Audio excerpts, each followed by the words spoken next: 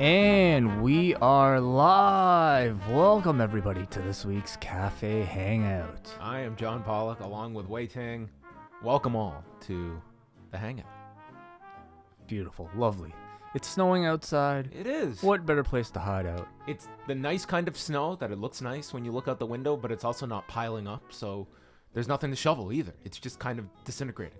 That is the best type Melting of snow. would be the appropriate term. Disintegrating, I think, sounds a bit Destroyed better. as soon as it makes contact with the cement.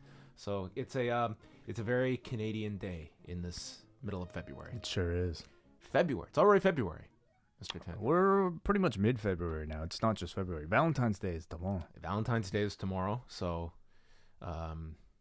get out and buy stuff. That's what you do on Valentine's Day. Go spend money.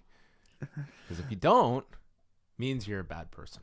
It means you don't love your significant other, of course. You could make something. That's always a nice Valentine's Day gift. You could make I something. suppose so. But you still have to buy things to make something with. Here's what Valentine's Day is, okay? It is a challenge for you to remember that it's Valentine's Day. That's it. Just got to be a signal. It's a signal that this is the day that I am instructed to show my appreciation, show my love. Isn't that all holidays? It should be every day if you're right. a really great person. But they designated February 14th to be the day upon all days. Do you have plans for Valentine's Day? Like, are other than watching SmackDown, have we decided whether or not we're? I'm going doing out that? Saturday night, not Friday. Okay. Yep. So Friday's reserved for Going out for dinner on Saturday, and then Saturday night, it's time for Parasite. Oh, you haven't seen it yet? I haven't seen it. Wow. Okay. No, so that's on the list. I think that's always a great plan, is to delay your holiday plans till either the day or a week afterwards. When the whole crowd, when all the extra, like, your tables will be free, the world will be empty. Like, that's February that's the way to do it. 15th. Every couple is just, I guess they're over it. Pretty much, yeah. Even though it's a perfect night to go out on a Saturday. So that's my plan. Conversely, are you all settled into your house now? I would say beginning to. You know, we still have a lot of boxes to unpack, so I think my Valentine's Day will largely consist of that. You know, just cleaning up. Nothing too grand this year. All right. Well, you've been there now, 5-6 days? Close to 6 days, yeah. Close to 6 days. It's weird. It's weird waking up in, like, it feels like I'm waking up in somebody else's place, you know, not mine. But it just takes some getting used to. A lot of firsts. This is the first time driving from my place to your place, you know, and that distance was, a different commute. So a lot of getting used to. This is what people want to know. What was the commute like today getting here versus the old way? It was about twice as long, but I mean, before it was like 2 minutes. So now it's more like 4 whole minutes now. It was more like actually 7 minutes. So 7, Jesus we're still Christ. very Oh close. my God, did you need a GPS or Google Maps? Oh my God, this traffic, I couldn't take it. Yeah. Well, I'm glad you made it. Yeah. It's wonderful. Here. Did you get a parking spot? Got a parking spot, got a coffee. Oh, wonderful. Yeah. You had time to spare. You know, I do want to ask you, Best coffee place dude, you could throw a rock and you hit a coffie place in this area. There's like 10,000 coffee places. Toronto is very abundant with coffee and good coffee places, absolutely everywhere. But I did want to ask you, have you ever, your doorbell doesn't work, right? Never. No. And it didn't work from the time that you came in. We've never here. fixed it. It's never worked. So I'll tell you what, because like when I moved into my place, the doorbell didn't work either. In fact, there wasn't a doorbell. Like it did. I don't think. Do I have a doorbell? You do have a doorbell. I do have a doorbell. Okay. It didn't even exist. So we actually looked into getting one of these like Bluetooth doorbells. Okay. It's like a wireless thing. I'm aware of these. I got a story about one of those. Oh, okay. Yeah, well, but go ahead. I was gonna ask you, have you considered doing one? Because we got one, and now we have a doorbell. Okay, is this because a friend of mine that lives out of the city, he has this app that when someone approaches, there's an intercom in his house that just yells, "Motion detected." And then you've got on your phone, it links up to the camera so you can see who is at your front porch. Okay, I don't have anything like that. Okay, but that's more of this is not that security system. Okay, this is a security system. Yeah. This is more of a security system. That's not what you're talking about. So what's the story though? Oh, it was like he was recording this, and these people were like on their way to a party or something, and they ended up going up to the wrong house. So he's like watching this. It's like these strangers are coming up to his doorbell, and anyway, he was just like, to me, it's like that. To me, I would not want to hear motion detected throughout my house if I'm not expecting anyone. I mean, that's a little freaky. It's just too much. I'm not even used to people knocking on my door. Like, I've had like Amazon delivery men knocking on my door, because I lived in a condo before, so like I didn't have to deal with any of that. To just like watch TV and then hear somebody like coming in, it was a little strange. So anyway, you got in okay though. I got in. I got in fine. My doorbell is me texting John, "Hey, I'm outside." Yes. Today on the show, we're going to be joined by Marcus Vanderberg. He's going to be knocking on the door, and we will answer it when he arrives. From Yahoo Sports, he was at the WrestleMania press conference earlier this week. We will get his thoughts on WrestleMania, going back to the LA market, to the new SoFi Stadium, which is still in the midst of being completed. So we'll get his live report of going to the construction site for the WrestleMania press conference. Plus, week 1 of the XFL is in the rearview mirror. We'll get Marcus's thoughts on the revamped XFL and what to expect this coming week as well, and whatever else we chat with Marcus. His first time on the Café Hangout, one of the kings of sport with Nate Milton. King of sport, a longtime friend of the show, a patron of ours from the very beginning, actually. So I'm very happy to have Marcus finally on one of these shows. A lot of Kings of Sport content on the show, on the network this week. Yeah, there's a great show up from earlier this week with Wai and Nate chatting about Black Panther.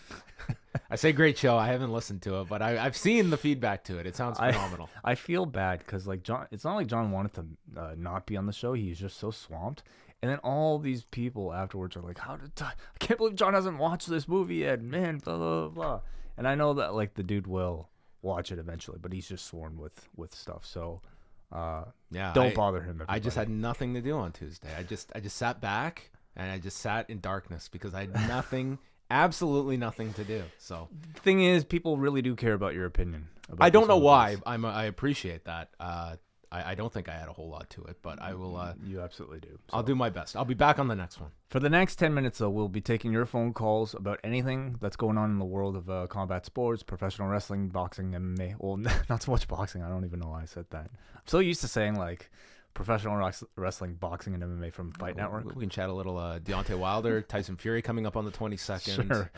Whatever you would like to discuss. Sumo, judo, any sort of wushu, any sort of one topic sport. I want to bring up with you because I know we'll forget about it. So coming out of this past week, the commission in Kansas has announced that they're now going to allow open scoring for promotions. Like, they can choose if they want to have it.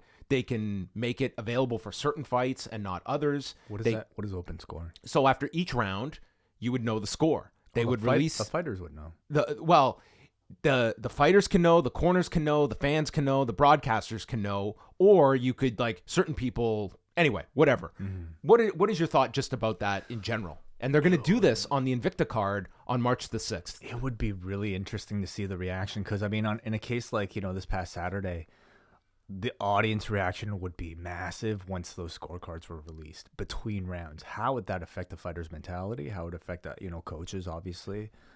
Just the overall vibe of the fight would be completely changed.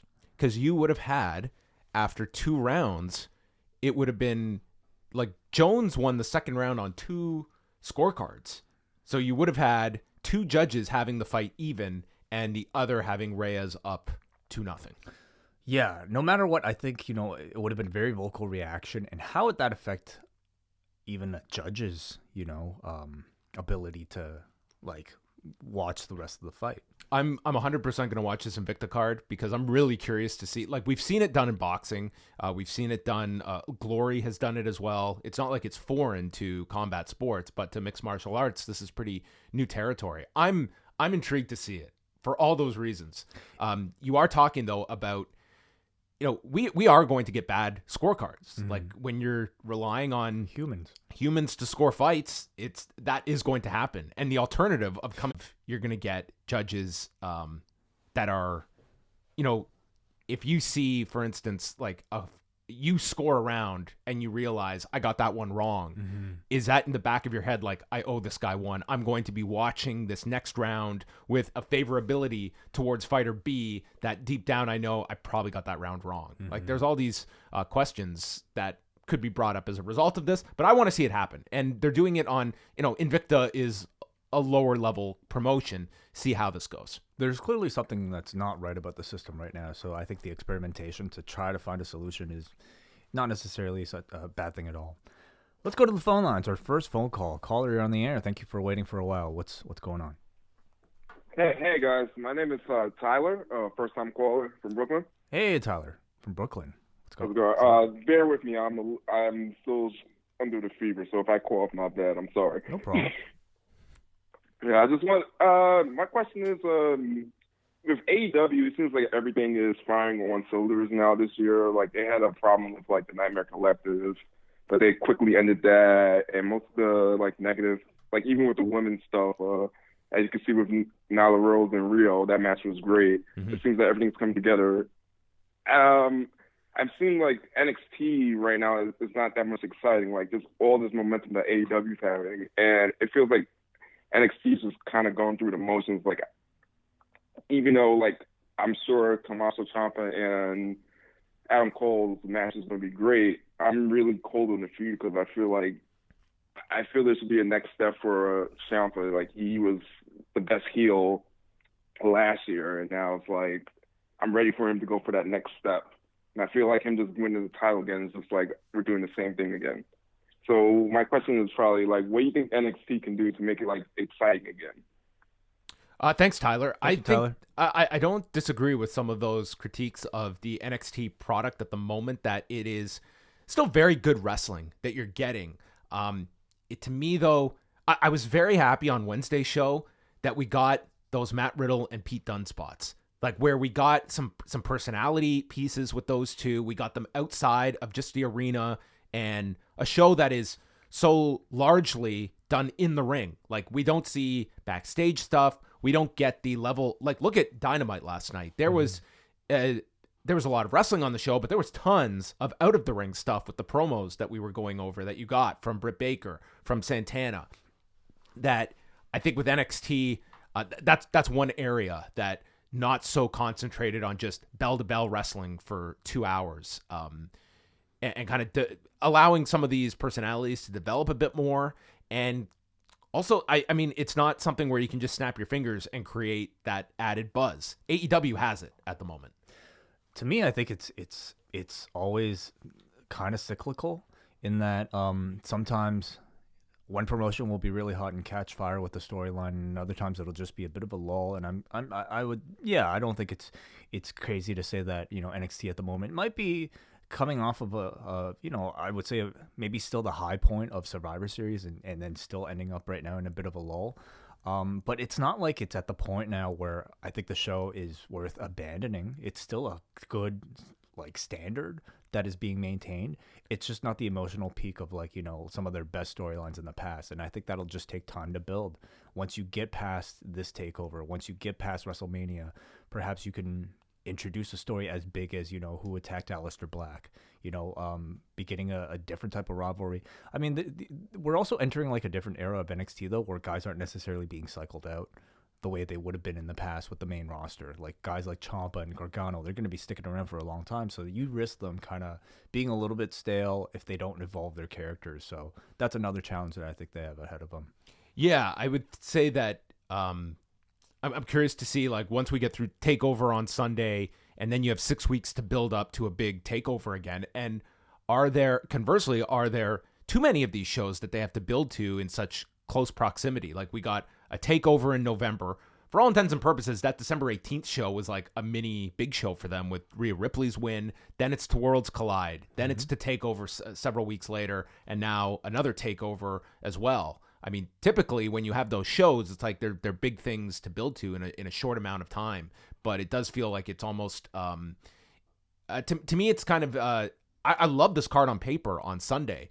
But to me, the feeling of, well, it's been 4 months, now it's time for a big takeover, I can't say I have that feeling going into this. I think especially when you contrast with like what's going on Dynamite and like something like the Cody Lashing segment, which I don't think you would ever really see on an NXT program, or at least not that I don't know. It's just such a different vibe being in such a bigger arena, and I think, you know, with that type of performance, it feels like what's going on in Dynamite feels in many ways a lot more grand. I don't know if that's just simply the space or or if it's because of like the type of storyline, the type of performances that we're getting. So if you compare the two, I do agree that I think NXT right now feels still it's a little bit stagnant, a little bit smaller. Yeah, I think that it's little things I think that you can poke around at with NXT, and realizing that this is their lot at this moment with this product in comparison to AEW on Wednesday nights. Like, these numbers are pretty consistent at this point of where one's going to do and where the other is going to do, and it's a clear distinction of 1 and 2. We also saw the experiment with putting Charlotte in there last week. It helped. Wasn't a game changer by any means, though. Do you see them continuing that experiment and bring more guys in from the main roster? I would guess that in the lead up to WrestleMania that we see a lot of Charlotte on NXT, and I could also see something where potentially if they have Shayna floating around, that Becky would show up as well, and you could get something. You could even build up to a tag match with those two, or something going into WrestleMania. If it can make sense storyline wise to put all those pieces into a match together. But it would not surprise me if Becky gets thrown in there as well. Yes, for sure. Absolutely. We're about to get Marcus Vanderberg on the phone line, but John and I will probably be getting into our NXT thoughts in a bit more detail a little bit on later in the show, as well as this week's AEW NXT ratings when they come out at probably a little bit after 4 o'clock today. Yeah, plus we'll also do a preview of the TakeOver card that's happening on Sunday night. Do you like TakeOver being on a Sunday night this weekend? I actually like it a lot. It leaves my Saturdays, free. Like, I can go out on Saturday. I can go out on Saturdays. Sundays typically aren't such a, going out type of night. And it's, I don't know, it just fits more of my wrestling routine, I feel, having wrestling on a Saturday. On a Sunday, but I wonder it's a good experiment for them to try on the more traditional wrestling night, where they will be going against, I guess, XFL football. At least that 5 p.m. game will be kind of their lead-in. So you could watch XFL all day Sunday and then flip over to TakeOver, and we'll find out if that's going to be the viewing pattern of our guest, Marcus Vanderberg of Yahoo Sports and the Kings of Sport podcast, who is joining us for the first time on the Café Hangout. Marcus, how are you? First time, long time, guys. How you doing? It's good to have you on the show, and I'm going to start there, Marcus. How much XFL do you anticipate viewing this coming weekend for week 2? I find the XFL to be the perfect play on the background while you're doing other stuff on the weekend. I watched parts of, I think, 3 games last weekend. I'll probably do the same this weekend. To your point, I'm probably not going to watch XFL over TakeOver, sorry. But, considering it's the middle of February, I think the one thing that the XFL is doing it might not overlap too much with the All-Star Weekend this weekend for the NBA. And I think, you mentioned the ratings, maybe possibly taking a dip. I think that would be the main reason why for this week. Yeah, no, that's a great point with that sports competition. But, if in terms of like the build up to this return of the XFL, did you kind of anticipate this kind of feedback that the league would receive? Like, what did you think about kind of the building blocks for the XFL? They certainly took their time with 2 years of lead up, and largely the consensus seems to have been a pretty positive one coming out of week 1. Yeah, considering how much time they took to lead up to this point, I was expecting a lot more publicity around week 1, which, I really didn't start seeing ads until the week of, which was a little bit surprising to me. I think the other thing that helps XFL is the bar was set so low from the first run that I think people's expectations were pretty mild and pretty tame. And the fact that the football is not on the NFL level by any means, but I would call the football non-offensive. You can watch it and it still resembles football, where I feel like the first round of XFL, it felt more like a carnival. And then in the background, there's actually this football game going on. So, I think that the biggest challenge this league is going to face is there are a lack of superstars. And until you can find a way to organically sort of build up 1 or 2 players from action on the field, I think, that's where the league will probably need to take that next leap. Were there many, different innovations that were either retained from the original XFL or introduced in this new iteration that you were able to see, whether it be in production or gameplay?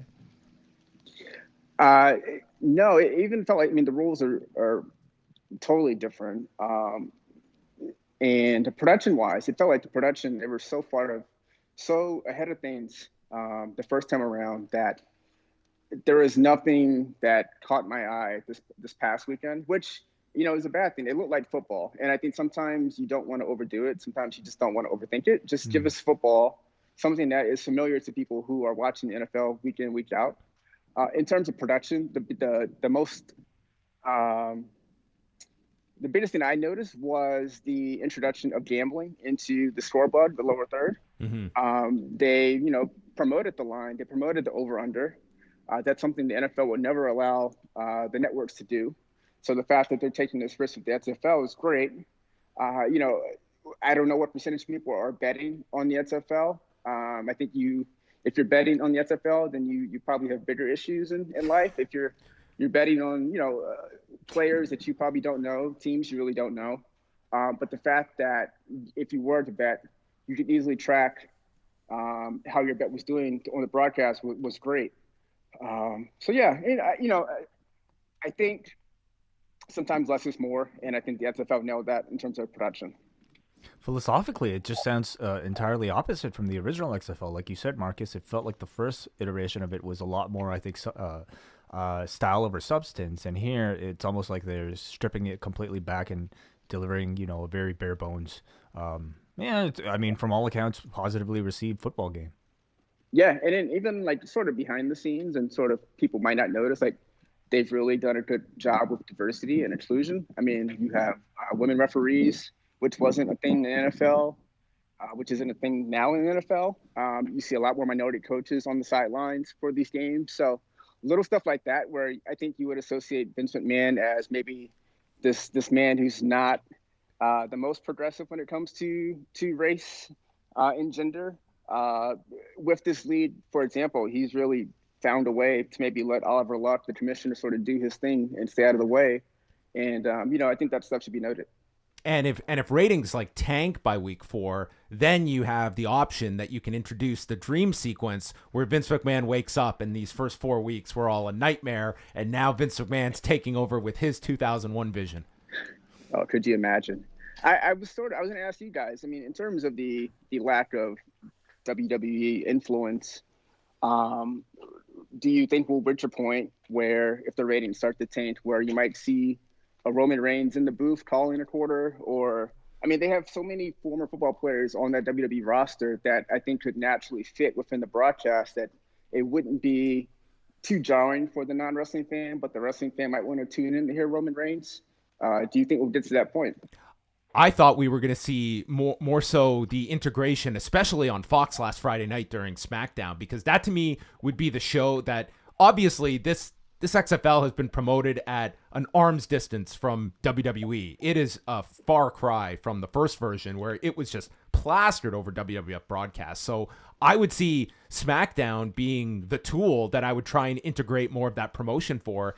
And the idea of sending some of your talent to these games, I guess that's something you could potentially look at, but it does seem like there is a strong distance between the two that's been done at some kind of strategic level, if not outright with the Oklahoma pension fund kind of introducing this lawsuit as well, that they, clearly I don't think they want to necessarily be married to WWE either. So be interesting if they ever reach to that point where some of that crossover becomes necessary.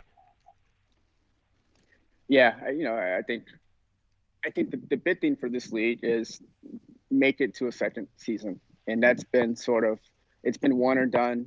Or last year, in case of the AAF, it was halfway to one and done. I think if they can get to a season 2, like, this is going to be a success for Vince McMahon and the rest of the company. And I think, based on their first week, they have a decent shot. I mean, I think the money is not going to be an issue like it was for the AAF. So assuming they can sort of keep ratings better than, if they're outdrawing NHL games on the weekends, they're outdrawing most NBA games that you would see on ABC. So as long as they can sort of keep it in that level, I think they'll be fine. Yeah, I think that's going to be much more interesting. Will be the numbers this weekend and week 3. What kind of audience they can sustain? Because man, there will be a lot of people happy, from networks to gambling outlets to, I mean, even something local like bars that are going to get traffic post NFL. That if this thing can have just a modicum of a following in comparison to the NFL, and you create something akin to the CFL for the U.S. market, I think this will be widely viewed as a success and kind of push those networks to want to invest in this thing longer. That, I mean, the whole goal of this is Vince McMahon, how much money he has to put into this versus will there be a return on this at the end of when that money dries up. Yeah, and I think more sort of on par with the ratings was the actual attendance numbers on site. Yeah, 17,000 is not a huge number, but when you factor in it's February and, half of the country is experiencing winter, those are not numbers to really sneeze at. And I do think if the league gets really smart and sort of hones down on trying to market to families, to people who probably feel outpriced by the NFL, to say, look, this is an affordable product. You can watch football. You can bring your family. I think they would have a decent shot of getting steady attendance numbers. Yeah, so it'll be very interesting to watch coming up this week. Now, you were busy this week because on Tuesday, you got to go out to SoFi Stadium. And before we get into the actual substance of the WrestleMania press conference, can you just talk a little bit about what you got to see and the construction of this stadium? That from the pictures and videos, I mean, this thing just looks like an unbelievable venue.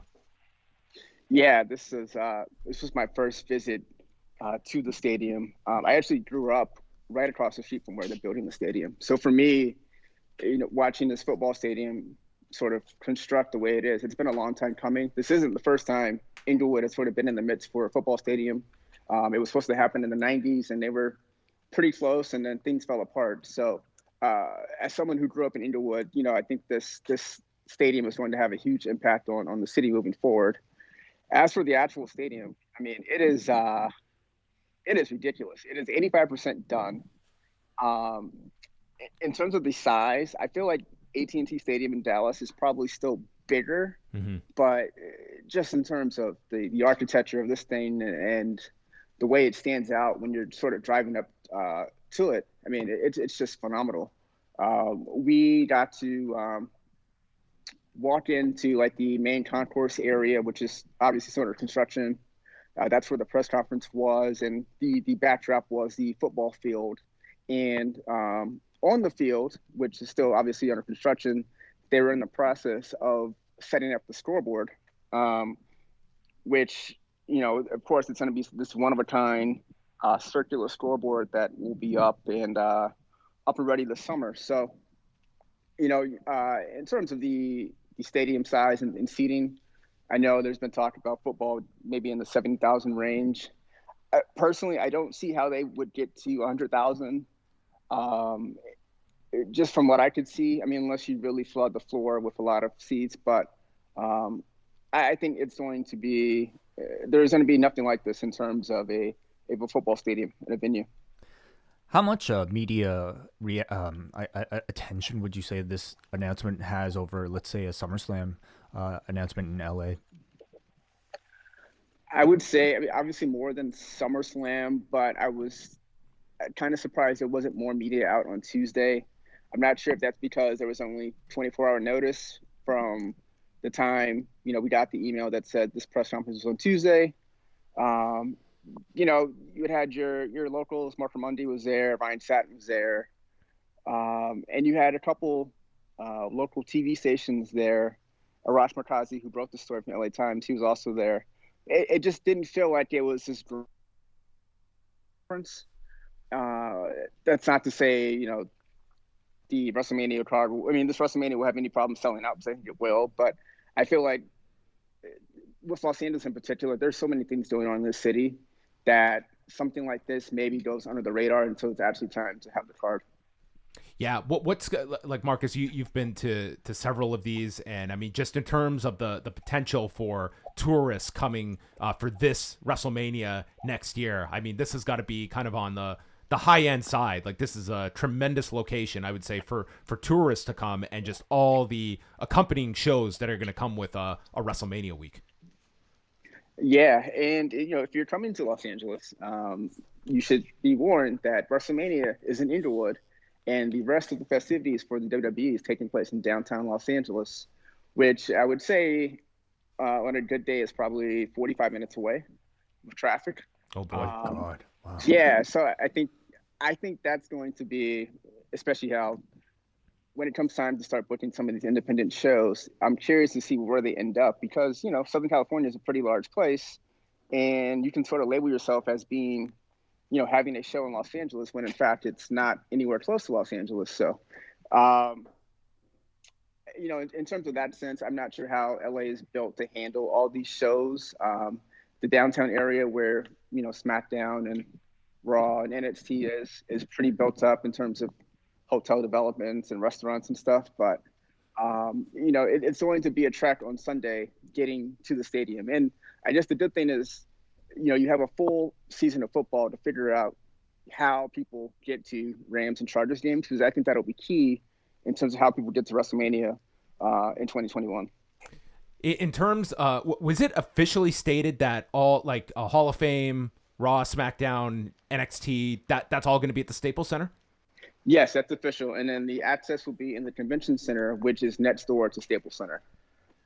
So essentially everything will be downtown except for the actual Sunday. And then I guess I'll go back to Staples Center on Monday for Raw. Outside of football, like what are some of the features of this stadium that they're advertising? Or sorry, like outside of the actual arena itself, I mean.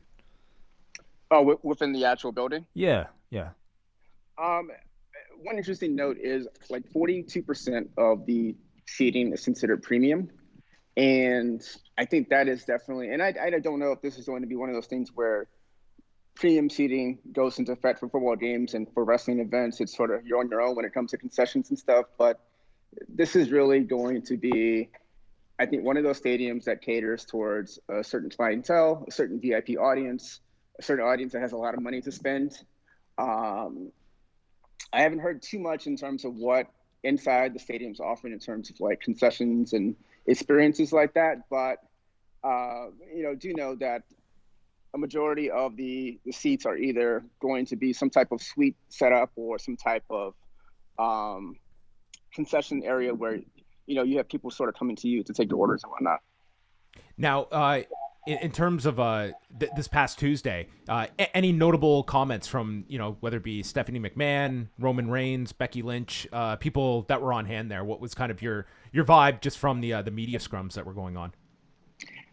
Yeah, I would say the actual, before the scrums, it was pretty standard. It was pretty short, actually. It was only 10 minutes of Stephanie McMahon speaking, the mayor of Inglewood, James spoke briefly, and then a couple of people associated with SoFi Stadium. As for the scrums, I think the highlight was Becky Lynch selling her net fight, which I sent you the photo, John, and what you couldn't see in the photo is I could see behind the bandage, and there was some type of blood back there. So I don't know if she's working blood on the Band-Aid too, or if she actually was sort of cut or bit by Shayna and sort of was actually bleeding. But I thought that was a nice little touch either way. Maybe she had like a really bad mosquito bite or something and said, "Hey guys, I got an idea."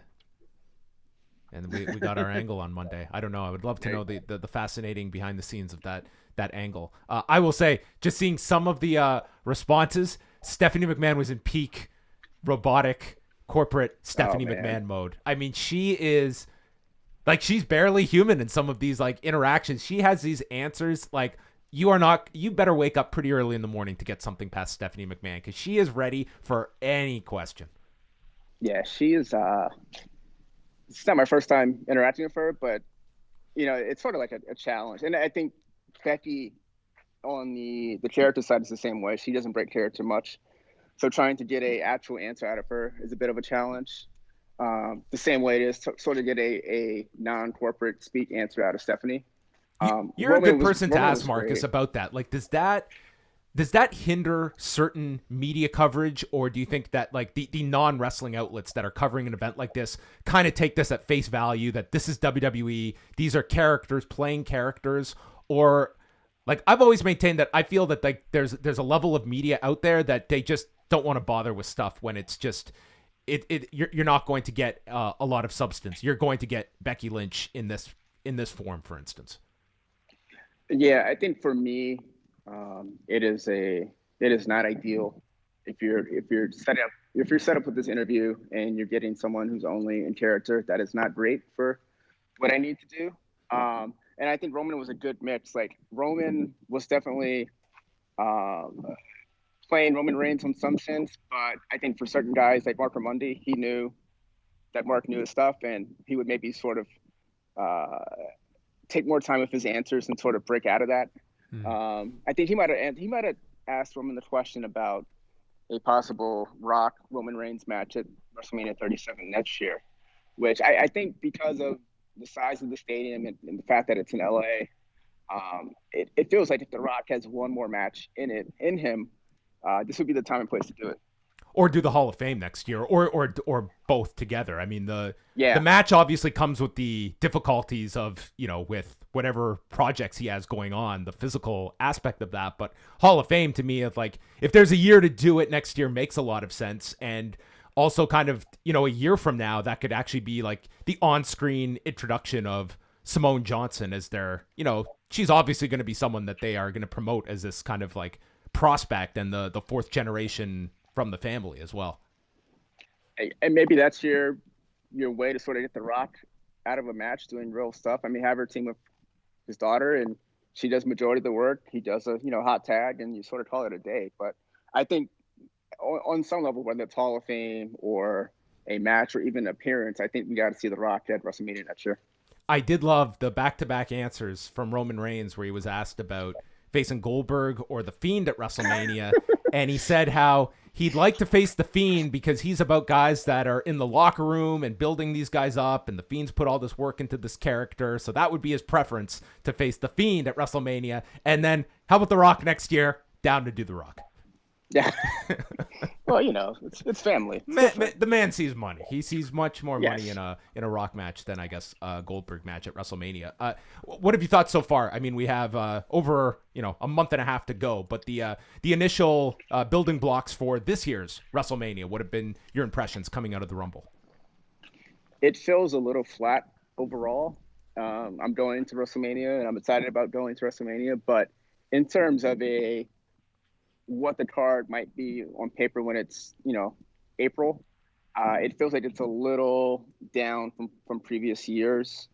There's still obviously a lot of time for that to change. I think they're doing a good job with Drew McIntyre, actually. Yep. I was someone who was a little skeptical when he won the Rumble in terms of, can this guy actually, carry a main event or be second to main on a WrestleMania card? But I think so far they've done a good job of sort of building him up as a babyface and as a legitimate challenger against Brock Lesnar. Do you feel like we see any change in terms of length of show? I mean, again, coming off of previous iterations of WrestleMania in recent years, to me, that is the chief complaint of all these shows. Not anything that's on the show, but just the sheer quantity of hours. So I know there was that chatter after the investors call about maybe the company sort of selling off the rights to WrestleMania.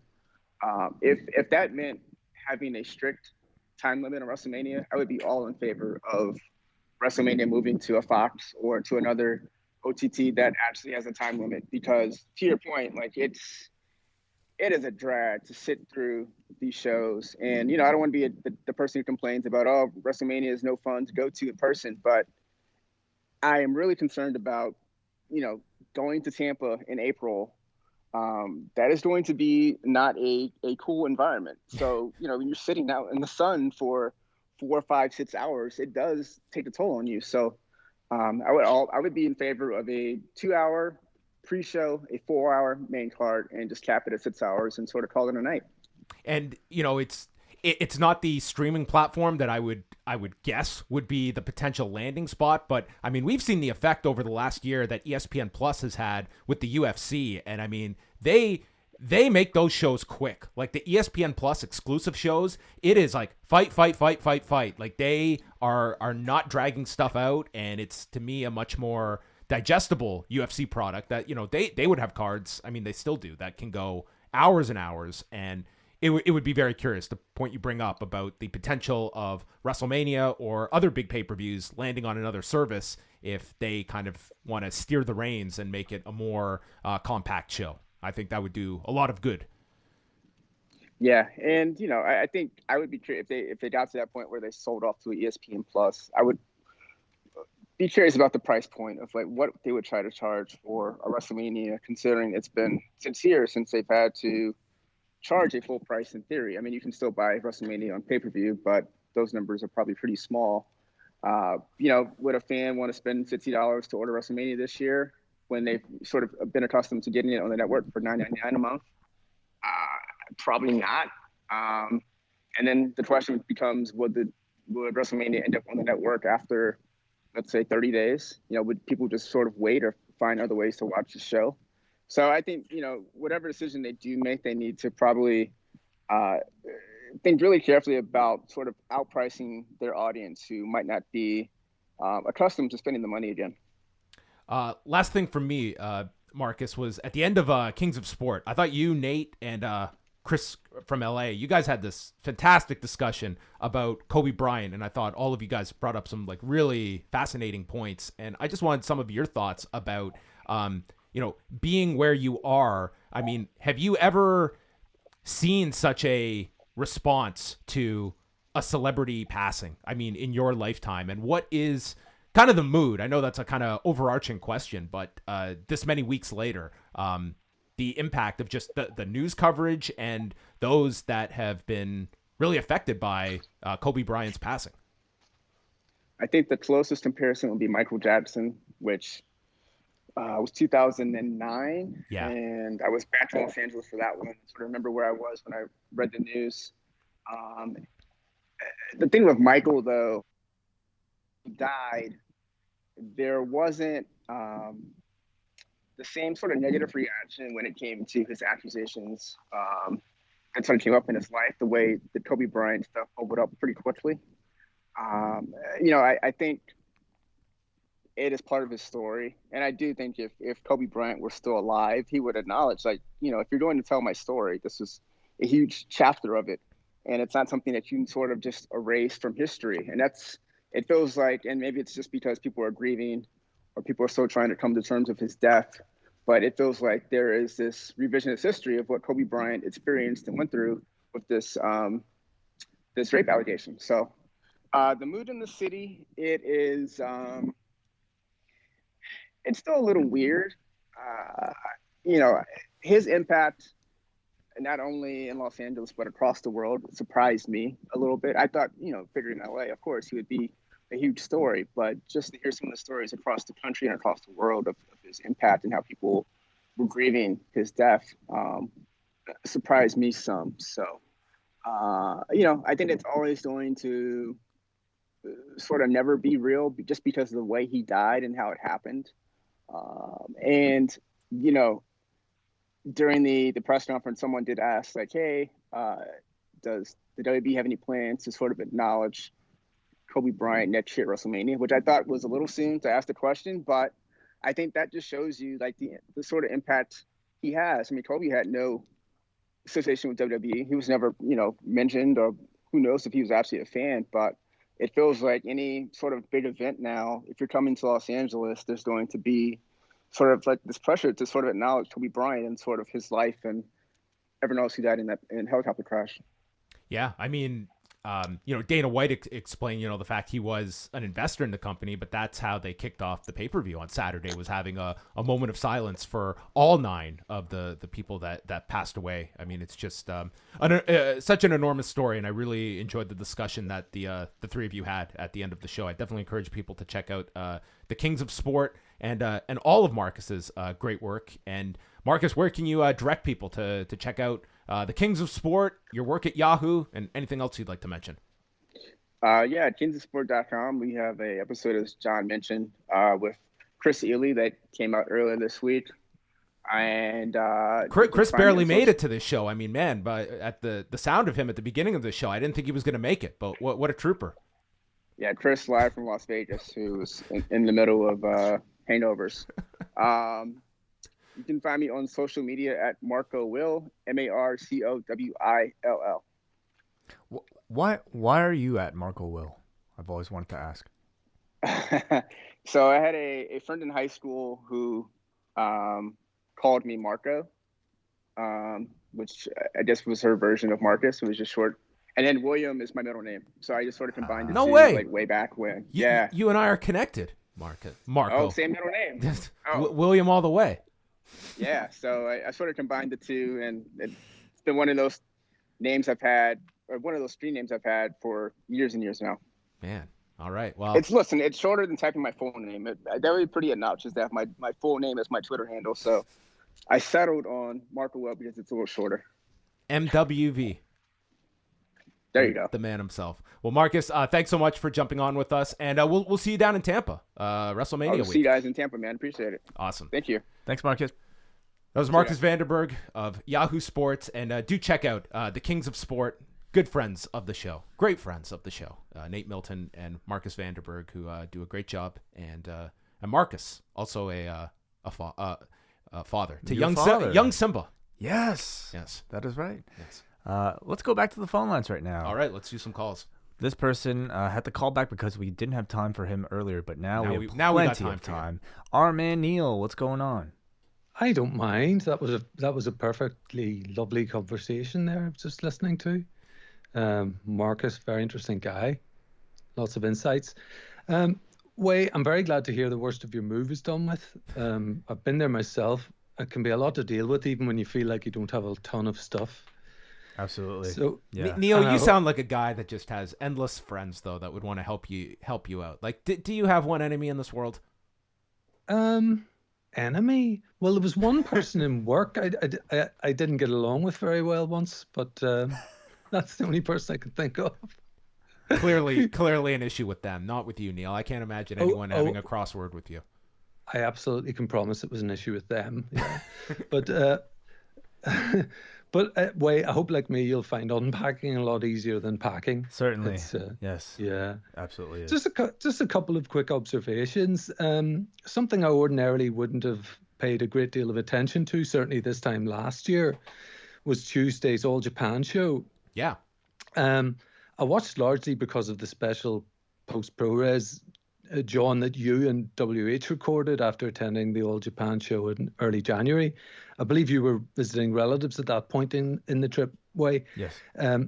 It was a really excellent show, particularly the two singles matches toward the end, the junior heavyweight match with Francesco Akira and Yokosuka. Yeah. Yes, thank you. And here I would F these names up.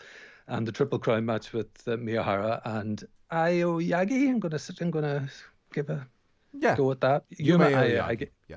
Yeah. So I'm looking forward to Post Perez later this week to hear your thoughts, John. Have you seen it yet? Yep. I've watched the show, so we'll be going over that on Friday's show. But what did you think overall? Is someone maybe newer to the All Japan product and a follow up from last month's Korakuen show? What did you think overall?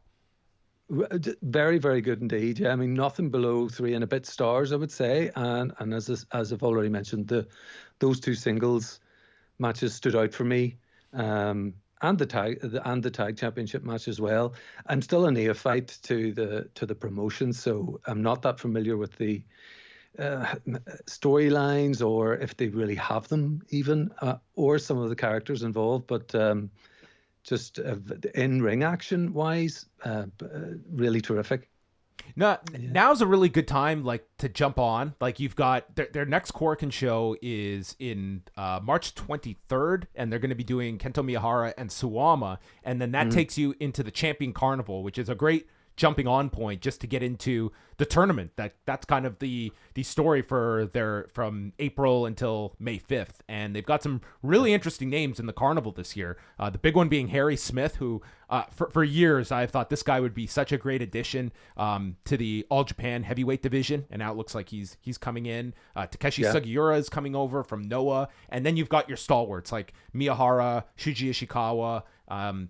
It should be a really, really good tournament. They've got some young, upcoming prospects that to me are even beyond prospects at this point, like kind of your next wave of guys like Naoya Nomura, Jake Lee, who was on the show on Tuesday. Like they've got like a lot of great building blocks that I think All Japan could have a really great year coming up with several tweaks and some guys really catching on with the larger public.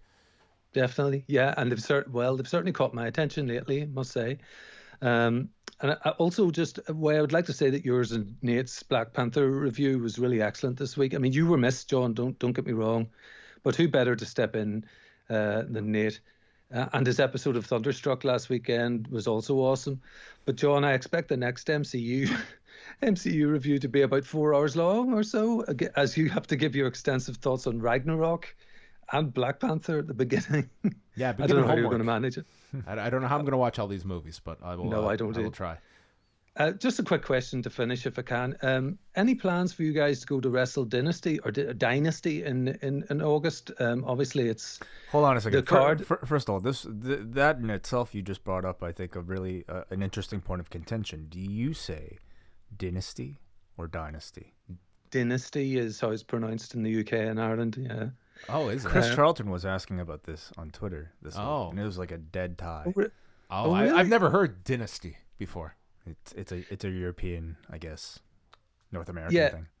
If you look up in a British English or a UK English dictionary, they have those little pronunciation codes. It is meant to be pronounced Dynasty over here, although the TV show was Dynasty to a lot of people. Yeah, so that is weird, but yeah, and the I guess, and this is I'm giving away my job as working with language, but yeah, because who else would know how to read those little descriptor things next to definitions?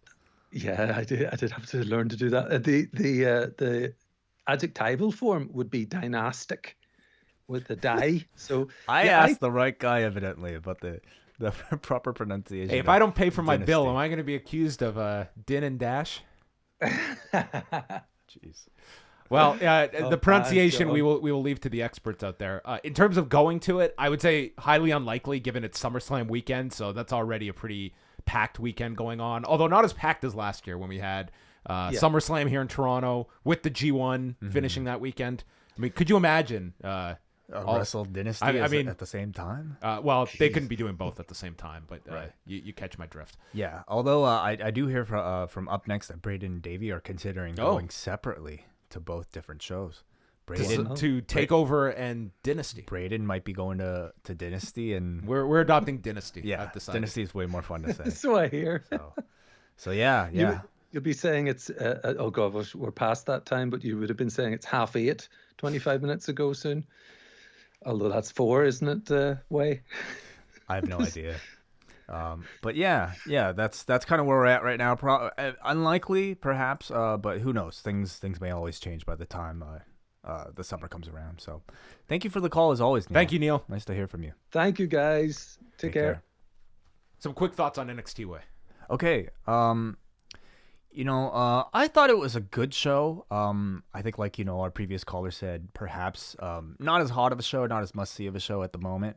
I enjoyed Cole Kushida very much. I liked it. That break in the middle is starting to drive me nuts. I think it really hurts the flow of the match. It's TV, though, you know? Can't really do without it. And, like, I do start to feel that the commercial breaks, the picture-in-picture breaks, are a lot more missable in NXT than they are in AEW. It feels like they are just like we didn't have an interaction between Nyla Rose and Kenny Omega during the picture-in-picture. Which I saw a clip of actually today. It was really not that much. Well, it seems like the vibe is that Nyla Rose has kind of taken over the women's division, and they're all they even paired Britt Baker with the other characters there as well. Sure, it was just whoever was backstage. Yeah. That was such an awkward moment with Tony Khan there, was it not?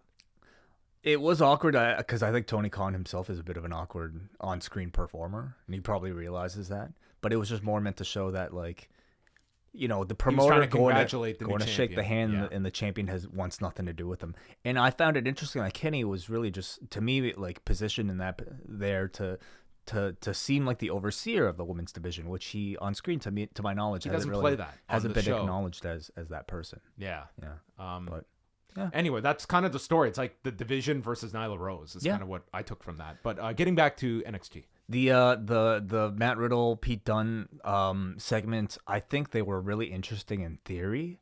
Oh, you didn't like them? I didn't love them. I really didn't. And actually, I very much echo Braden's thoughts on it in that, like, I think they work. The idea, like you said, there is great. I love that they're. I think they need doing more it. of that stuff on the show. I guess in execution, it just like I don't know, like the corniness of it works for something like a final deletion. Like I definitely did also sense like a lot of Jeremy Borash type of footprints. I don't know if it was him or if it was somebody who kind of has a very similar style, but like the awkwardness of I think the cuts between the two cameras, it felt very kind of like low rent, high schoolish, which works for something like a final deletion. Might actually work well for this as well, but didn't really hit for me. Yeah, I really love the idea of like just getting away, because I feel like this has largely become like a meat and potatoes wrestling show, and I want a variety to that. I want to see different stuff on the show, character stuff. So I really like the idea here. I think these two are really fun together, and it's without these two, I think they would have just been, they're thrown into matches and stuff. So I think this is done good for both of them going into this weekend. Beyond that, we had Angel Garza, Leo Rush. They have just phenomenal chemistry together, and we set up a lot of matches for next week's show with Velveteen Dream and Roderick Strong, Jordan Devlin defending the Cruiserweight title against Leo Rush, and those were the two. There was a third match as well that they set up. Anyway, but in terms of like the go-home show, setting up TakeOver on Sunday, we had Ciampa's promo in the auditorium where he, a year ago, had to hand over the title and relinquish it, and then the stare down with Adam Cole after he beat Kushida. Yeah, for me, it's very much a show that I think is already built on paper. Less so, I think, in terms of with the storylines that are going into it. What I'm really interested to see is what happens with the main event. I can't really tell who is going to win that particular one. My gut tells me that they wouldn't do this match again, and if you don't do it again, I think Ciampa has to win, because I think for Ciampa to just fail would really, I think, hurt him. So, and I think like Cole has done enough with this particular run. Put the belt on Ciampa, maybe put him against somebody like Balor, or could it be Gargano? Yeah, it feels that Ciampa should win the title unless you have such a great idea for it to extend it to WrestleMania weekend to win it there. But a rematch, though, I don't. Yeah, I think like you'd have to come back with some big stipulation, and I think at this point the idea of Ciampa winning and then he gets to go into WrestleMania weekend, which he didn't get to do last year, and maybe that's the way you go about things. So who do you see between Gargano and Balor? You would theoretically assume that the winner of that goes on to challenge. I mean, maybe you just go back to Ciampa and Gargano, your plan from a year ago. I think it's a big enough match. They've held it off. Yeah. So that would be the time to do it. They're way bigger stars now. They're totally different characters. Yeah. And I think you could end TakeOver with like the stare down between the two. Like go off the air knowing where we're going 6 weeks from now. Balor versus like Ciampa, I think would be a big match too. So, but I personally I kind of like Gargano Ciampa. I think just the way WrestleMania or the TakeOver ended last year, where Ciampa, remember he came out with Gargano after he had won the title, and then we go 1 year later and Ciampa's got the title. I like that direction a lot for Tampa. Then we've got Bobby Fish and Kyle O'Reilly against Matt Riddle and Pete Dunne. This is going to be outstanding. I think this is going to be a fantastic match. And I mean, you could do the story of like the Undisputed Era is just falling apart. They lose all their titles. Riddle and Dunne certainly have something at the moment.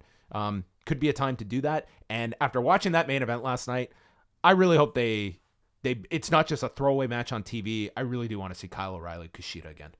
I do too. Absolutely. Kushida's been there a year now. He did have the injury in there. But to me, like those two, just each other's best opponent.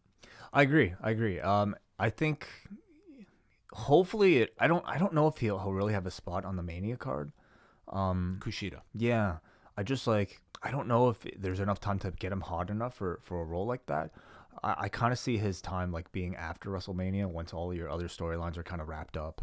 But I think the story of the Undisputed, the prophecy, being fulfilled, and then subsequently them losing everything else, that's compelling to me. The titles are going to be on people that I think are in great positions to take that spotlight. What do you think of Roderick Strong versus Velveteen Dream next week? I think. Did you like the segment this week? Do you like the story this week?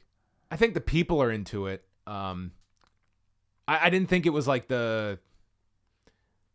I think it works for Velveteen Dream. I wasn't like over the top about like it Threatening in terms your of wife an and angle. children? Yeah, it just seems like it's a very it puts Roderick Strong in a much more to me sympathetic light. This guy going after your child. It's pretty crazy, but that at the same time they're getting away with it because look at the audience reaction. People know that they're supposed to hate Roddy, so they're hating Roddy, and Velveteen Dream is just getting cheered because he's I don't know, he's doing like wicked heel shit. I think that's he's popular though to that crowd at Full Sail. Like they are all in on Velveteen Dream as a larger story. I don't know how much this lands with Velveteen Dream. I think ultimately Velveteen Dream is, he's a tremendously charismatic performer. You have leeway that you can get away with him as well. And I would say for his first match back, you couldn't have a much better opponent than Roderick Strong for next week to build this up. Yeah, absolutely. So that should be it'll be a good test to see Velveteen Dream with Roderick Strong, and just they were very they did a lot with Bianca Belair on Wednesday night, destroying Santana Garrett and then laying out Rhea Ripley, and I think that was all to just put the seeds of doubt into Sunday's outcome that I think everyone sees as Ripley winning a hard fought match, but she gets the win, and then we proceed with Charlotte. NXT has had to deal with a lot of kind of awkward timings, in co-promoting their takeovers along with whatever the main roster and the WWE are trying to set up with their own people. But I feel like they were, as a result, paying special attention to Bianca Belair to make sure that she didn't get lost. And I think they've done an amicable job. Like nobody, I don't know. I don't think at all that she's going to be winning. I don't see a 3-way at WrestleMania. I don't see anything like that. I see Charlotte and Bianca on TV. Yeah, that's a good idea. Yeah, like that's a good idea. I Sure. would want it. Like the whole point of this program is a spotlight on NXT, and Charlotte is the person we're going to use. So to me, she's got to do a match or two in the lead up to WrestleMania, and Bianca Belair would be at the top of my list. At the same time, though, it means she's going to have to lose against Rhea, and she's probably going to have to lose against Charlotte as well. Well, that might be her role, is putting these two over. That's kind of when you're building up a program. There are those people that have to serve as the building blocks. I think Bianca Belair having a competitive 15-minute match with Charlotte on the main roster or NXT? On NXT. Does that help her though, or would you say having Bianca Belair versus Charlotte on Raw? I think it's the story that she's Bianca Belair is at a level, but it's like she's not at Charlotte's level yet, and she's not figured into a main match. Those two are. Are you? I think that it'll be a great match. I don't know if it's not a match result that I think is in any sort of contention. I wouldn't even classify it as a hot feud at all. But I think it would be a solid match. I really enjoyed the Mark Henry video talking about Dijak and Keith Lee. Great use. That's what they do. Great use of Mark Henry. You have just so many retired wrestlers who are just great talkers that I think would be great for roles like this, talking about current storylines, gets you interested, makes you feel like even if these legends are paying attention, then they must be interesting matches. So I thought it was a great idea to put him as sort of almost like a forefather of like that size of wrestler. Yeah, that's another one on this card. And just as rounding things out, we mentioned Rhea Ripley and Bianca Belair, Keith Lee and Dijakovic for the North American title, and then a street fight between Dakota Kai and Tegan Nox. I will say when Tegan Nox showed up after the Candice LeRae match with Dakota Kai, man, there was no reaction to her showing up. And it wasn't until they separated them that we got the requisite "let them fight" chant. But it was shocking to me just how little response that got. It's a feud that I think has drastically cooled down in the weeks since that War Games. I also felt like it was a bad decision to give Tegan Nox the win in their initial match if they're going to get to this anyway. Why did they do that? I think that there was that gap. Like the turn was Survivor Series weekend, and here we are in February. That's not the longest time, but it's not like this has been this heated focus of television. Built on that segment, on that rivalry. It peaked at that time, and I would just say it's kind of been spread pretty thin. How do you expect? We've got 6 matches. I mean, there isn't like a dead match on this show. There isn't any kind of buffer match. What do you think about it, just in terms of keeping the crowd up? This is going to be a longer takeover, you would imagine, with 6 matches and all of them requiring some sort of time. Well, Davey suggested on Up Next that they do some of these squashes, like they would often do in previous takeovers when they announce so many matches on a card. But where would you do that of these matches? I really don't like that idea I would say for any of these. I think there'd be such a letdown if Lee and Dijakovic was anything under 15. If Kai and Tegan Knox just being a street fight, that's got to go long. Cole and Ciampa has to go long. I mean, you could do Riddle and Dunn just stunning the tag champions. But again, I think all these matches have been built up that I think you'd get a lot of dissatisfaction from people if they didn't get the match at the end of it.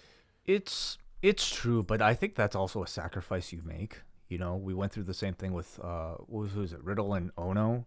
I mean, people were disappointed, but you got it on TV the next time, and it sometimes might be worth sacrificing in order to make that statement. Well, we will see. This on paper, this is one of those cards that it looks excellent, and it'll just be a case of how the crowd takes to them, and being in a market like Portland, how well it draws as well. So I'm looking forward to this show. I think this is like a really, really solid card on paper. On a Sunday, I feel like I have actually a bit more incentive to watch it live. And not a very busy weekend either. Yeah. I mean, there's a UFC show the night before, and wrestling-wise, I mean, it's more quiet than most weekends. We have people that have been trying to get on the phone line, so we'll try to take as many calls as we can before the NXT AEW ratings come in. So let's go back to the phone lines.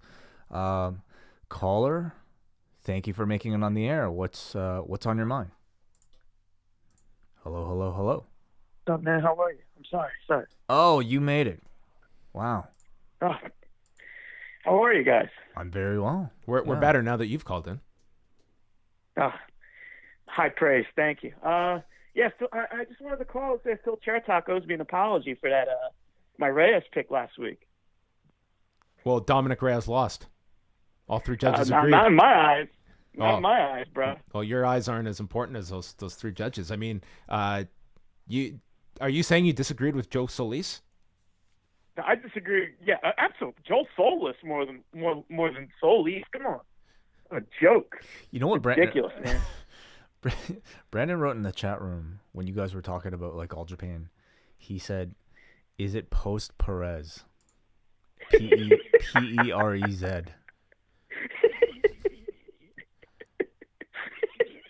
Is it like Carlos Perez and Amato X? Okay. You can't throw lines at Brandon like that. It's gonna, especially at the beginning of the call. What's your question, Brandon? Are you in favor of open scoring, Brandon? Oh, no doubt about it, 100%. I'm up for anything experimental with MMA and their officiating. I mean, especially with that judge that was basically texting instead of was probably following your Twitter account during that fight, John, instead of paying attention to the fight. What the one that Joe Rogan pointed out, that was pretty ridiculous. How did you find the commentary on Saturday night? Dominic Cruz is awesome, man. That guy's a savant when it comes to the fight game and whatnot. Joe Rogan, he's kind of conflicted in his views, but I'm not really a big fan of Rogan. I think he's kind of aged badly on the mic. Yeah, Dom Cruz is awesome and whatnot. But I was curious about John Jones. His last 2 fights, his defense looks outstanding. Yep. But I mean, he's not the same. He doesn't have the killer instinct like he had before. You know what I'm saying? That like if he fought Israel Adesanya, I think Adesanya finishes. I think he does better than Dom Reyes. What do you think about that? Or is that a bridge too far? No, I don't think it is. A week ago, I don't know if I would have been as comfortable saying that. I think after watching him on Saturday, I think that John Jones has received more criticism maybe than necessary for that fight on Saturday, but you're not wrong. Like if you're looking at where John Jones was, 3 or 4 years ago versus now, I think you can certainly see changes to just the his offensive game, the changes in like how much wrestling you see him doing in fights at the moment. But the guy has been able to be offset by he can take a shot, and his defense is still like he has tremendous defense, and I think that helped him a lot in some of those flurries from Reyes. But I would say now, if I'm Israel Adesanya, I know he has this long-term plan of fighting John Jones. I think you could make that fight a lot sooner, and I think it'd be a very competitive fight now. I know he's got a tough fight against Yoel Romero. Yoel Romero's no slouch, especially, I mean, that guy's cheating time with his age and whatnot to look like that. But yeah, I think Izzy is the future of that, whatever division he wants to be. He's the future of the UFC. That guy's got a great personality and whatnot. What would you like to see? What would you like to see from John Jones next? Is it the winner of this Saturday's fight? Is it the Dom Reyes rematch? Is it moving elsewhere? Like, what do you see as realistic for John Jones this year? Do you think the Reyes rematch makes money?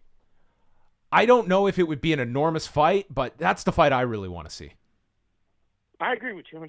But I was just curious. Like, I mean, I know the UFC is about dollar and cents and whatnot, but I mean, I would love the rematch, but I don't know if the people are really clamoring for it. Like, the biggest value now is John Jones at heavyweight. I think you could pair him with almost any heavyweight at the moment, and that would be intriguing enough, seeing John Jones in a new weight class.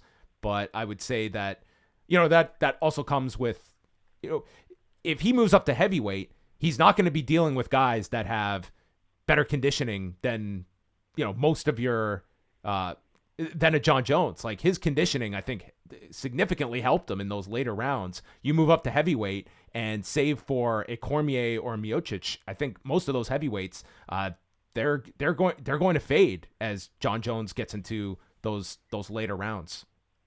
I'm shocked he doesn't use his wrestling anymore either. I mean, he tried against Reyes, but I mean, and those weren't takedowns, by the way. I don't care what John Jones says or whatnot. I mean, if you look at the unified rules, I mean, those aren't takedowns, but whatever. But in his last week, he didn't use any wrestling, and that's his bread and butter. His ground and pound is as lethal as anybody.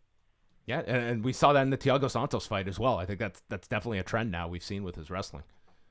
One question real quick, and I'll get out of here. One more.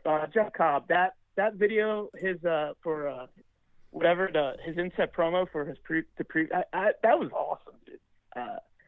I love that. I was just curious, what's his deal? Is he fully in AEW? I know he's still got some dates with ROH, but what's up with that? I mean, I was just curious about that. And I'm out of here. Peace. All right, thanks a lot, Brandon. Yeah, I have reached out about this. It sounds like from Dave Meltzer, Mike Johnson have also reported that he has not, as of now, signed a deal with AEW, meaning that he would still be a free agent, that he doesn't have a contract anywhere. I haven't confirmed that myself, but that would lead you to believe. I mean, those are two very credible reports then, that he hasn't signed yet with AEW, which is an interesting strategy for AEW to go about deciding to do kind of this program with someone that you don't have a contract with. And if he's just coming in, I would say if you don't have a deal locked in, I think that makes next week's outcome a lot easier for you to come up with. I would not be putting him over Moxley if I did not have a commitment from him. Would you bring somebody like Jeff Cobb in just to lose on a TV show, though, for 1 week? Man. I mean, they must feel very strongly about this particular guy coming in. For Cobb, he must see it like, this is great exposure for me.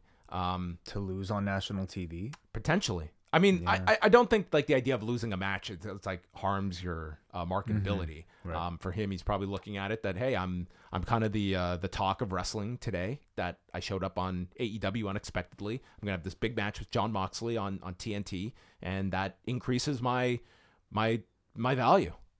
So I think that if this match gets over really big, I mean, that probably would steer him in the direction of looking at AEW. But he is still set to do a bunch of shows WrestleMania week. Him and Dan Moff just won a Proving Ground match against Jay Lethal and Jonathan Gresham on Sunday, so that sets up an ROH tag title match. So he's got, I mean, that's none of these companies can be upset about this. The guy is a free agent and he's free to do whatever he would like. So you can't be upset that he's going elsewhere and whatever he's doing. That's his right to do. Back to the phone lines now. Caller, you're on the air. What's up? It's MJ. Hello, guys. Hey, MJ. Nice to hear from you. Phil doesn't owe anyone an apology. He went 4 for 1 in the picks he gave out in the chat last week. He made me money. I don't know what Brandon's talking about. We're joined here by the star of Uncut Gems, MJ here. I actually think Cobb should win because I think it sets up the program between Cobb and Moxley in May when Cobb might not be a free agent anymore. I don't know how many dates he's got lined up all the way through Double or Nothing. That's a lot of faith. And then I want from AEW to have him beat, you're arguably your top babyface right now on the promise that you might sign. On the wink promise, maybe they already have something worked out and he's got to fulfill these dates. If Moxley's going to win the title, I don't think it hurts him at all. I do think bringing in guys and then beating them right away, it doesn't send a great sign to other talent to want to kind of take this chance to work with AEW. But that's just my 2 thoughts on that one. I had a question about the TakeOver, and then I'll get off the air and I'll listen to you guys on the air. Do you think the NXT women's match, the one that Charlotte's going to be part of, takes place at TakeOver Tampa or at Mania proper? And could you see them going with Cole and DIY in a 3-way to try to tie in all 3 of those kind of 2-year feuds that we've seen so many matches, and that would be a way to kind of get all 3 together and have the potential of DIY teaming up, DIY turning on each other, and kind of making that the main event of Tampa. And looking forward to seeing you guys down there. Cool. Thanks a lot, MJ. It's an interesting idea, the idea of having the 3-way with Cole involved, because Cole has to be in something prominent. I see a 3-way more likely for that than the women's program. Yeah, you could definitely do that. I think it would still be pretty interesting. I don't see Charlotte wrestling at a TakeOver. I don't see Charlotte not being at WrestleMania. A Charlotte Rhea Ripley. No, me neither. I think that would be... she's the Rumble winner. Yeah, I think that would have to be at WrestleMania. I would think so, too. It doesn't mean that she won't have a presence at the TakeOver. I mean, it doesn't mean Rhea Ripley won't have a presence at TakeOver either. So, but that particular match I see being at WrestleMania. So we have AEW did 817,000 viewers with a 0.30 in the 18 to 49 demographic. NXT did 757,000 viewers with a 0.24. So AEW was 10th in the night in the demo. NXT was 21st. Okay, a bit closer this week. Yeah, this was compared to last week. AEW did 928 and NXT did 770. So both were down. AEW more so than NXT. NXT dropped from 770 to 757 and AEW dropping from 928 to 817. Okay, cool. Very cool. Let's go back to the phone lines for the rest of the show. Caller, you're on the air. What's going on? Hey, what's going on, guys? Hey, Hansi. What's up? I just want to say I like the addition of Jeff Cobb. I don't know. I just hope they don't add more Inner Circle members because, I mean, then it's going to start becoming like, NWO kind of. But, I mean, I didn't mind it. But I think the way that they can get out of having maybe a clean winner instead of doing interference or anything like that, because they have emphasized, time limit draw. I mean, I'm not saying that's like the best case scenario, but, I mean, if you're not going to have Jeff Cobb win, you could have like a time limit draw where people still want to see the fight because there's no it's an unresolved match. And my 2 questions would be listen, after seeing MVP on Raw, I'm a huge MVP fan, I'm a real huge mark. Who would you guys like to see him manage if he's still gonna manage?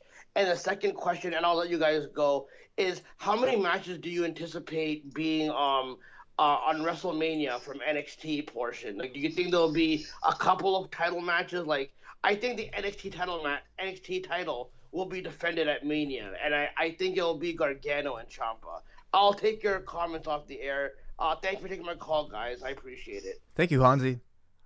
I mean, that's if you were going to do that, I think it could be something where you could do Cole versus. It would be tough. You could also break it up where it's Gargano and Ciampa on one night, and the winner faces Cole at WrestleMania, and the two former best friends have to compete for that WrestleMania spot. Yeah, like sort of similar to like a Wrestle Kingdom double gold dash type of thing, where the winners go. I mean, you could do that. My personal feeling is that I think this year, I mean, given how bloated WrestleMania is anyway, I feel like they will put all the NXT title defenses on NXT, with the exception of Rhea Ripley versus Charlotte, which I do see being taking part at WrestleMania.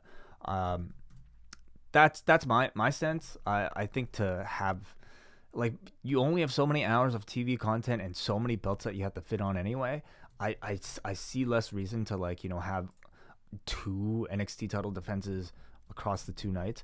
That doesn't mean I don't see integration of NXT talent into WrestleMania in itself. My hope is that it's something a lot more substantial than just something like the Andre Battle Royal, however. Like, if it's something like, put Keith Lee in the Andre. Well, I guess Keith Lee can win the Andre. I guess it would be something significant for him. But if it was like, like putting, I don't know, Tommaso Ciampa in the Andre Battle Royal as NXT champion or something like that, that would be really disappointing. I'd rather them not be a part of it at all.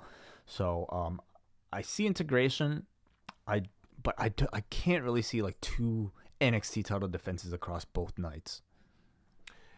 Yeah, I think it's I'm expecting it's going to be a cluttered card, and I don't know if it necessarily makes a whole lot of sense to fit in an NXT title match unless it just they feel they want to have both titles. I mean, there is a strategy of you are making them feel on par with your main roster by having those 2 titles included at WrestleMania, but it would make sense if there wasn't already a takeover taking place before. Well, that's the other part here. It's like they are trying to serve a lot of masters right now. I don't think a Worlds Collide would cut it for WrestleMania weekend, for instance, like they did the Royal Rumble. Like, I think they're already doing that with the women's belt by having the Royal Rumble winner and Charlotte go after it. So that means, that is, in some people's eyes, might be even above some of the other Raw and SmackDown women's titles.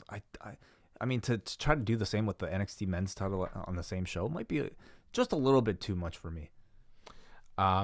We are going to be going back to the phones in just a minute, but just in terms of the demos here, just looking at them. NXT actually gained. Yeah, in some of them here. So they won over 50. They topped AEW by just slightly in women 18 to 49, and they tied with females 12 to 34 as well. So all right. More closer in some of these demos than most weeks, where it's usually just the over 50 audience that NXT wins. Okay, cool. Back to the phone lines now. We go to B Detroit. Thank you for waiting patiently. No problem, guys. I was actually just listening to Rewind to Dynamite, and I actually heard you guys kind of shitting on my comment, but it was okay. What was your comment? I didn't explain myself. I just said it was a 6 out of 10 show. It was just fine. Oh, yeah. You were the one. You didn't enjoy Dynamite as much. We weren't shitting on it. Well, do tell us. We wanted to know why you I guess didn't rate this a 10 out of 10 like so many of these other people did. Well, it's just I actually watched it again in highlight form. I think I overreacted a little bit because it wasn't that bad of a show. It wasn't a bad show at all. The wrestling was fine, like always. Some things I did have a problem with, which is like every wrestling show I watch. Like, come on. But it's just I think it's too many heels in AEW. Everybody's a heel. Everybody that's new coming in is a heel. I really like Jeff Cobb. I'm a big fan of Jeff Cobb, except that G1 performance last summer, but that doesn't mean anything. But I wanted to see him stay in New Japan for a while because I think he had some more work to do there.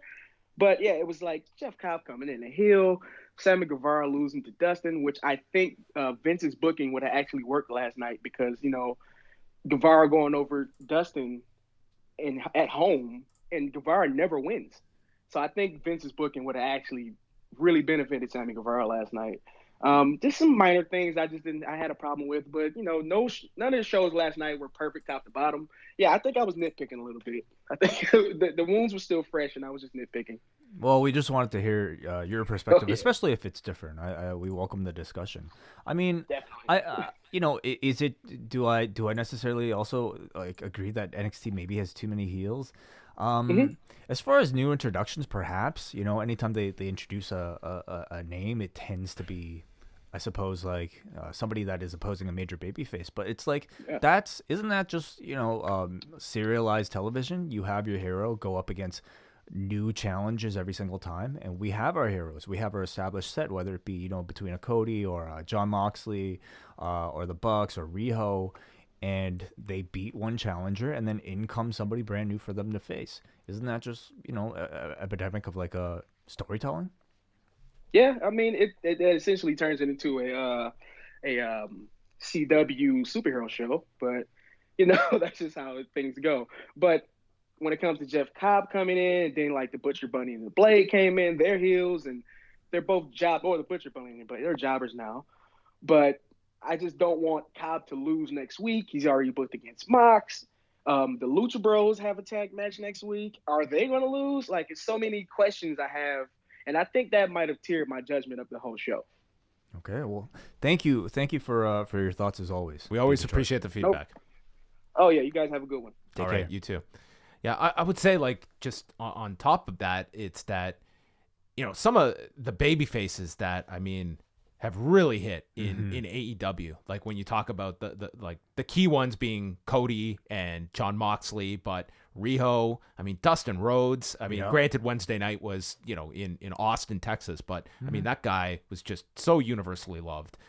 You've got some great undercard acts and Luchasaurus and Jungle Boy together and then you have like your nucleus, like your Bucks in there as well with Kenny Omega that we haven't even brought up. So to me, and you have, to me, one in Rey Fenix that whenever they want to, flip him, like I can't imagine that guy being put as a heel in the current role he's in now, because I just think he is someone that I think it's just, he is a victim of the timing right now. Like, there isn't like a dedicated program at the moment for Pentagon and Phoenix, that it's just a numbers game at the moment. Yeah, I think for them especially, it remains to be seen like how they'll be treated as characters and what type of storylines they'll be creating for them. I don't see them winning next week heading into the pay-per-view, but I see, could it be a case where they do a draw for that match and sets up the Lucha Brothers as, challengers for whoever wins after a Revolution? I'm not sure, but I think, I'm most interested to see how they treat them as personalities, how they give them personalities, how they, have them cut like substantial promos in front of an audience, if that's even one of their things. Somebody also mentioned Bobby Lashley, MVP, and who we wanted to, and I had Bobby Lashley on the line because that to me would be a great pairing with those two. And I mean, we are going back to just they were so great together in Impact. He was just such a great mouthpiece for him, and that to me was the first time Bobby Lashley to me connected as like a main event star. It was through, the group with him and Kenny King, and MVP being that mouthpiece for him. I mean, the segment I always go back to is where Bobby Lashley is just running on the machine, and he's got the title backwards as MVP just cuts a promo. It's like these guys were just fantastic together, and would be a great benefit, because Bobby Lashley, there is not an ounce he has gained from this program. None of those three, to me, are any stronger today than they were before this program. Well, I mean, I guess in a way it's helped Lana have some presence, but I mean, that's not necessarily selling a ton of tickets, I would probably say. I just find them in like very, stagnant positions at the moment. All right, that's going to bring an end to the Café Hangout. So thank you to Marcus Vanderberg for joining us, as well as your calls. Just a quick look ahead. We're going to be back with Post Perez on Friday with W.H. Park and Dylan Fox from the Eastern Lariat podcast. That drops on Friday. Friday night, Wai Ting and I are back for patrons with Rewind to SmackDown, the Valentine's Day edition, with Otis and Mandy Rose going on a date. And then Saturday, it's a brand new Rocky Maivia picture show with Nate Milton, reviewing Fast 5 with the crew from Too Fast, Too Forever. And then Sunday, we have Thunderstruck with W.H. Park and guest Will Cooling. And then it all ends Sunday night with Braden and Davey with a post-show after TakeOver Portland. So lots to look forward to this weekend up at postwrestling.com. Thank you to all of our patrons at postwrestlingcafe.com. And that is it for Wai. I am John. Thank you for watching and listening.